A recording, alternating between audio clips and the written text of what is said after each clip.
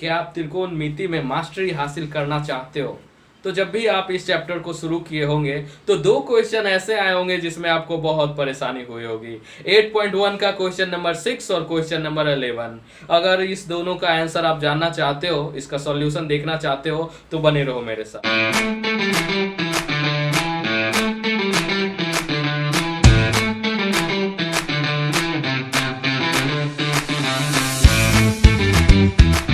Hello everyone, welcome once again. 10th के maths के पिछले वीडियो में हम एक्सरसाइज 8.1 के क्वेश्चन नंबर 1 से 5 तक बना चुके हैं और मैंने कहा था कि व्हाट्सएप पे हमें आगे क्वेश्चन को सॉल्व करके भेजिए। हर्ष और रिशु बहुत ही अच्छे तरीके से क्वेश्चन का आंसर करके हमें भेजे, लेकिन उन्हें भी क्वेश्चन नंबर 6 और 11 में प्रॉब्लम आई है और ये प्रॉब्लम शायद बहुत स्टूडेंट को आ रही है। इसलिए आज मैं स्पेशली क्वेश्चन नंबर 6 और 11 बताऊंगा और साथ ही इस चैप्टर को द एंड करूंगा और नए चैप्टर की शुरुआत करूंगा। तो देखते हैं क्वेश्चन नंबर 6 क्या कहता है। आपका क्वेश्चन है कि किसी त्रिभुज में एंगल ए और एंगल बी न्यून कोण हो जहां कॉस ए बराबर है कॉस बी के, तो दिखाइए कि एंगल ए बराबर है एंगल बी के। इसको आप दो तरीके से सॉल्व कर सकते हो। सबसे पहले क्वेश्चन में ये नहीं कहा गया है ये त्रिभुज एक ही है या दो अलग अलग है, तो हम दोनों अप्रोच यूज कर सकते हैं। पहले में हम ये मान के चलेंगे कि ये दोनों न्यून कोण एक ही त्रिभुज में है और दूसरे में ये न्यून कोण अलग अलग त्रिभुज में है। तो मैं पहले अप्रोच से बताऊंगा। क्योंकि पूरे त्रिकोणमिति में हमें एक समकोण त्रिभुज के बारे में पढ़ना है और बता रहा है कि एंगल ए और एंगल बी न्यून कोण है। चूंकि ये तो समकोण है, 90 डिग्री का है, तो बचा ये दोनों कोण ही समकोण है। एक का नाम हम ए रख देते हैं, दूसरे का बी कह देते हैं और अपने मन से इसे हम सी का नाम दे देते हैं, है ना। आगे प्रश्न से, प्रश्न में आपको कह रहा है कि कॉस ए जो है वो कॉस बी के बराबर है। Cos A is equal to cos B. Cos का मतलब आप समझ चुके हो। कॉस क्या था? आधार बटे कर्ण, आधार बटे कर्ण, base by hypotenuse, B by H. अब कॉस का फॉर्मूला जो b बाय एच है वही फॉर्मूला इस कॉस के लिए भी b बाय एच होगा, लेकिन दोनों में ये बेस अलग अलग हो जाएंगे। क्योंकि मैंने आपको शुरू में ही बताया था कि बेस यानी आधार और लंब जो हम देखते हैं वो कोण पे डिपेंड करता है। पहली बार में कोण जो है मेरा a है, यानी इसके अनुसार हम आधार ढूंढेंगे। एंगल a से जब हम चलते हैं तो एंगल ए के जो अपोजिट है CV, ये हमारा लंब हो गया और जिसपे ये एंगल ए बना हुआ है ये हमारा आधार हो गया। यानी कि यहां पे हो जाएगा AC। AC ए के लिए आधार क्या हो गया? AC और कर्ण हो गया AB, AC बाय AB। और आगे एंगल B के लिए जब हम आधार की बात करेंगे तो ये बदल जाएगी और अब आधार हो जाएगी CB और कर्ण वही रहेगी जो इसमें थी AB, इसका भी कर्ण हो जाएगा AB। चूंकि यहां भी AB है और यहां भी AB है, दोनों कॉमन है, इक्वल है, इसलिए इसको हम कट कर सकते हैं। यानी आगे जो हमें मिलती है AC is equal to CV। इस इक्वेशन से हम कह सकते हैं कि ये वाली भुजा और ये वाली भुजा आपस में बराबर है। आप ही बताओ, किसी त्रिभुज का अगर दो भुजा बराबर हो जाए तो उसे क्या कहते हैं? उसे कहते हैं समद्विबाहु त्रिभुज। अतः ऐसे लिखेंगे, क्योंकि AC is equal to CV, so त्रिभुज ACB जो है एक समद्विबाहु त्रिभुज है। समद्विबाहु त्रिभुज है और समद्विबाहु त्रिभुज में आप जानते हैं कि दोनों भुजा भी बराबर होती है और उससे रिगार्डिंग उसके रेस्पेक्ट में जो कोण है वो भी आपस में बराबर होते हैं। क्योंकि ये दोनों भुजा बराबर है इसलिए ये दोनों कोण भी बराबर हो गए। तो सिर्फ ऐसा करके अतः angle A is equal to angle B proved हो गया। बहुत ही आसान सा क्वेश्चन है जिसमें हमें बहुत ज्यादा दिमाग लगाने की जरूरत थी नहीं। आगे हम क्वेश्चन नंबर 7 पे चलते हैं। ये क्वेश्चन भी बहुत इंपॉर्टेंट है, बहुत ही सुंदर क्वेश्चन है ये। अगर आपको आता है फिर भी इसे जरूर देखो। क्वेश्चन कह रहा है कि cot थीटा बराबर 7/8 है, तो आपको इस इक्वेशन को जो है सॉल्व करना है। मैंने आपको पहले ही बता दिया है कि अगर आपको एक त्रिकोणमितीय अनुपात दिया हुआ रहे तो आप उसकी मदद से बाकी अन्य भी निकाल सकते हो। जैसे cot थीटा बराबर 7/8 है ना। cot का मतलब क्या था? cot देखो क्या है, tan का उल्टा है। cot किसका उल्टा है? tan का उल्टा है। tan में होता था p/b, इसलिए cot में हो जाएगा b/p हो जाएगा, यानी ये हो जाएगा b/p बराबर 7/8। अब देखो अन्य त्रिकोणमितीय अनुपात निकालने के लिए आपको एक h की जरूरत होगी, और वो h निकालने का पाइथागोरस प्रमेय से फॉर्मूला आप लोग जानते हो, h² = p² प्लस b², है ना। b हमारा 7 दिया हुआ है तो 7 का स्क्वायर है, और p हमारा 8 है, 8 का स्क्वायर है, यानी ये मेरा हो गया 64 प्लस 49 = 113, यानी h मेरा हो जाएगा √113।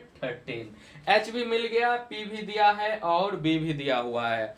अब हम डायरेक्ट दो काम कर सकते हैं, या तो हम डायरेक्ट साइन थीटा का वैल्यू यहाँ पे रख दे, कॉस थीटा का वैल्यू रख दे और उसे सॉल्व कर दे, उसमें भी हमारा आंसर सही आएगा, लेकिन थोड़ा सा आंसर और प्रोसेस बहुत लंबा चला जाएगा, इसलिए थोड़े से अलग तरीके से हम इसको सॉल्व करते हैं। देखो 1 + sin थीटा 1 - sin थीटा, कुछ पैटर्न दिख रही है, इस दोनों चीज में एक पैटर्न नजर आ रही है। ये बिल्कुल देखो तो इस तरह का फॉर्मूला नहीं लग रहा है, a + b × a - b का फॉर्मूला, ये फॉर्मूला है a² - b² का, है ना। यानी हम इसको डायरेक्टली लिख सकते हैं, ये पूरा जो है इसको हम पूरा लिख सकते हैं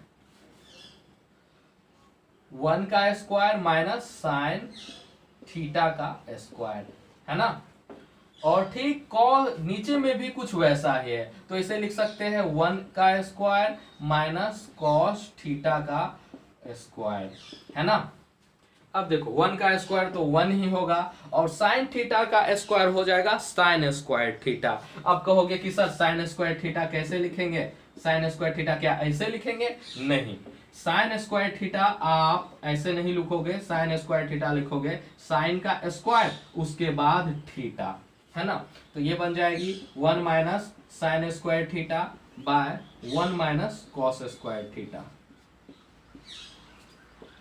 अब देखो ये हमारा हो जाएगा 1 - चूंकि कॉट थीटा का वैल्यू हमको पता है, एच भी हम निकाल चुके हैं, पी भी हमको पता है, उस अनुसार जो है हमारा साइन थीटा हो जाएगा, साइन स्क्वायर थीटा हो जाएगा 8 का 8 बाय √113 का स्क्वायर बाय 1 - 7 बाय √113 का स्क्वायर, जो कि आगे सॉल्व करने पे देखो जब हम इसका स्क्वायर करते हैं तो ये हमारा हो जाएगा 1 - 64 बाय 113 और 1 - 49 बाय 113। देखो पूरा मैथ जो है कैलकुलेशन का खेल है, अगर इसके कैलकुलेशन में हम मिस्टेक कर देंगे तो आंसर गलत हो जाएगा, और अगर कैलकुलेशन हम अच्छे तरीके से लेके चलेंगे तो आंसर हमारा बिल्कुल परफेक्ट आएगा। आप देख सकते हो बिल्कुल यहाँ पे कुछ नहीं है तो नीचे में 1 है, कुछ नहीं है तो नीचे में 1 है, और आपको भिन्न का जोड़ भिन्न का घटाव बनाना आप बहुत अच्छे से सीख चुके हो। तो ये हो जाएगा 113 - 64/113, और यहाँ भी 113 - 49/113, तो ये आपस में कट जाएगी और इसको आप आसानी से सॉल्व कर सकते हो ना। जरा हमें इसे सॉल्व करने पे मिलती है 49/64, 49/64। अब देखो इसी क्वेश्चन को बनाने का एक और शॉर्ट ट्रिक है, अगर आप अगला चैप्टर किसी तरीके से पढ़ाई कर लिए हो तो आप उस फॉर्मूले को जानते होगे। आगे हम आपको एक फॉर्मूला बताएंगे, sine square theta plus cos square theta = 1। आगे हम इसको बताएंगे, इसलिए अगर इसके बारे में नहीं जानते हो तो घबराने की बात नहीं है। इसीलिए देखो इसको अगर इधर ले जाएंगे तो 1 - साइन स्क्वायर थीटा जो है वो हमारा कॉस स्क्वायर थीटा बनेगा ना, और 1 - cos square theta sine square theta बनेगा। यहाँ भी कुछ वैसा ही है, इसलिए हम इसे लिख सकते हैं 1 माइनस साइन स्क्वायर थीटा बराबर कॉस स्क्वायर थीटा और 1 माइनस कॉस स्क्वायर थीटा यानी साइन स्क्वायर थीटा। अब जरा देखो तो अगर हम स्क्वायर को अपने पॉकेट में छुपा के रख ले तो हमें दिखाई देगा कॉस थीटा बटा साइन थीटा। ये किसका फॉर्मूला है? कॉट थीटा का। आगे ये भी सीखोगे। कॉस थीटा बटा साइन थीटा बराबर होता है cot theta. Cos theta by sine theta ये होता है कॉट थीटा। कैसे होता है? बहुत आसान है। जैसे आप जानते हो sine theta by cos theta हमारा टेन थीटा होता है। अगर इसी को हम उल्टा कर देंगे यानी कॉस को ऊपर साइन को नीचे तो टेन बदल जाएगा कॉट में, यानी ये पूरा का पूरा बनता है कॉट स्क्वायर थीटा। यानी इतना बड़ा एक्सप्रेशन जो है क्वेश्चन में वो बदल गया एक छोटा सा कॉट स्क्वायर थीटा में। देखो क्वेश्चन में कॉट थीटा का वैल्यू दिया हुआ है और कॉट स्क्वायर थीटा हमको निकालना है, तो सीधे हम इसको स्क्वायर कर देंगे और जैसे ही हम इसको स्क्वायर करेंगे तो हमारा आंसर हो जाएगा 749 और 88 64 जो कि हमारा आंसर आया है। तो आप देख सकते हो हम दो तरीके से इस क्वेश्चन को बनाए हैं और दोनों में ही हमारा आंसर एक जैसा आ रहा है, यानी हम बिल्कुल सही बनाए हैं। आप दोनों में से कोई भी तरीका यूज कर सकते हो। अब हम क्वेश्चन नंबर 11 पे चलते हैं जो कि इस चैप्टर का लास्ट क्वेश्चन है। क्वेश्चन में कह रहा है कि tan a का मान सदैव 1 से कम होता है। हमें बताना है कि ये स्टेटमेंट सही है या गलत है। tan a का मान हमेशा 1 से कम होता है, क्या ये सच है? तो इस तरह का क्वेश्चन जानने से पहले हम थोड़ा सा एक संबंध देख लेते हैं लंब, आधार और कर्ण में। अगर इस एंगल को मान के चले, इसे एंगल माने, इसे थीटा माने, तो आप ही बता दो कौन आधार है कौन कर्ण है। ये लंब है, ये आधार है और ये मेरा कर्ण है। तो आप हमेशा याद रखो पूरे त्रिकोणमिति में कर्ण का जो मान है वो हमेशा लंब और आधार दोनों से ज्यादा होगा। कर्ण हमेशा बड़ा होगा लंब से और कर्ण हमेशा ज्यादा बड़ा होगा आधार से भी।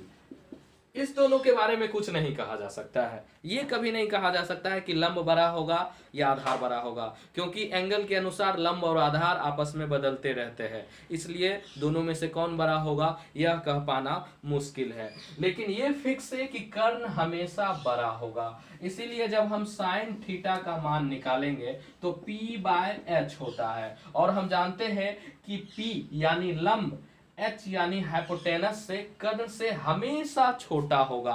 आप ही बताओ अगर अंश जो है छोटा हो, अंश जो है छोटा हो हर से अंश छोटा हो, इस स्थिति में अगर नीचे 5 है तो ऊपर 5 से कम ही रहेगा, 4 3 2 1 ऐसे कुछ रहेगा, तो हर हाल में ये संख्या जो है 1 से कम आएगी, 1 से कम ही होगा। क्योंकि आप इससे इसमें भाग लगाओगे तो कभी भी जो है भागफल 1 से ज्यादा नहीं होगा, 1 से कम ही होगा, दशमलव में आएगा। इसीलिए साइन थीटा और कॉस थीटा, साइन थीटा का मान हमेशा 1 से कम रहेगा, 1 के बराबर भी हो सकता है लेकिन ज्यादा केस में हमेशा 1 से कम ही रहेगा। कॉस थीटा का मान जो है यहां भी तो वही बात होता है, कॉस थीटा में b/h होता है। हम लिखे हैं कि आधार भी हाइपोटेनस से हमेशा ही कम होता है, इसलिए कॉस थीटा का भी मान हमेशा 1 से कम होगा। एक केस में जो है ये 1 के बराबर हो जाएगा, कब? जब थीटा का वैल्यू 0 डिग्री हो जाए। इसलिए हम इसको लिख सकते हैं, ऐसा सिंबल यूज कर सकते हैं। और साइन थीटा हमारा 1 के बराबर हो सकता है जब थीटा का वैल्यू 90 डिग्री हो जाए, इसलिए इसमें ऐसा लगा सकते हैं। इसको हम क्या पढ़ेंगे, ध्यान से सीखो। इस सिंबल को हम क्या पढ़ेंगे? इसे हम पढ़ेंगे लेस देन और इक्वल टू, लेस देन और इक्वल टू, यानी साइन थीटा या तो 1 से कम है या 1 के बराबर है, 1 से बड़ा नहीं है। कॉस थीटा के लिए भी वही बात है। अब जो क्वेश्चन में कह रहा है टेन थीटा के बारे में, उसे हम देखते हैं। टेन थीटा का जो फॉर्मूला होता है वो होता है p/b। अभी हम तुरंत बताए ना कि p और b में ऐसा कोई संबंध नहीं है, दोनों में से कोई भी बड़ा छोटा हो सकता है। यानी ये कहना गलत होगा कि इसका मान हमेशा 1 से कम होता है। क्यों? जैसे अगर ये एक त्रिभुज है और इसका वैल्यू हम जो है 12 ले, इसका 5 ले और इसका 13 ले, तो यहाँ पे टेन थीटा का जो वैल्यू हो जाएगा वो 12/5 हो जाएगा, जो कि 1 से बड़ा है। और अगली बार अगर हम इस a को इधर लिख दे तो अब जो टेन थीटा बनेगा, अब जो हमारा टेन थीटा होगा वो 5/12 आ जाएगा, जो कि 1 से कम है। यानी दोनों ही कहना गलत है। ना तो टेन थीटा का वैल्यू हमेशा 1 से छोटा होगा और ना हमेशा 1 से बड़ा होगा। ये कुछ भी हो सकता है, 1 से छोटा भी हो सकता है, 1 से बड़ा भी हो सकता है और 1 के बराबर भी हो सकता है। इसलिए पहला क्वेश्चन का स्टेटमेंट गलत है। अगला क्वेश्चन है, कोण ए के किसी मान के लिए सेक ए बराबर 12/5। क्या ऐसा हो सकता है? ये कह रहा है सेक ए बराबर 12/5। क्या ऐसा हो सकता है? तो पहले हम जानेंगे कि सेक क्या होता है। सेक जो है कॉस का अपोजिट है, यानी 1/cos होता है। कॉस में b/h था और सेक में जो है h/b हो जाएगा। यानी ये मेरा h का काम करेगा और ये मेरा b का काम करेगा, है ना? हो सकता है, क्यों नहीं हो सकता है? जरूर हो सकता है, क्योंकि h जो है इसमें बड़ा दिखा रहा है और b जो है छोटा दिखा रहा है। ये हो सकता है। अगर इसी को उल्टा कर देता और कहता क्या सेक a का मान कभी भी 5/12 हो सकता है, तब नहीं होगा। क्यों नहीं होगा? तो कभी भी h जो है b से छोटा नहीं हो सकता है। यानी ये वाला जो स्टेटमेंट है वो सही है। तीसरा है, कॉस a कोण a के कोसेकेंट के लिए प्रयुक्त एक संक्षिप्त रूप है। तो यह गलत है। कॉस जो है ये कोसाइन का स्मॉल रूप है। किसका रूप है? कोसाइन का। जैसे साइन SINE का शॉर्ट रूप था SIN साइन, वैसे ही कॉस जो बना है कोसाइन से बना है और कोसेकेंट से कोसेक बनता है, ना कि कॉस। इसलिए ये स्टेटमेंट गलत है। आगे कह रहा है कॉट ए, कॉट और ए का गुणनफल है। ध्यान से सुनिएगा, कॉट ए कॉट और ए का गुणनफल है। यानी कि इस कॉट ए का जो मतलब है, क्या कॉट गुने ए होता है?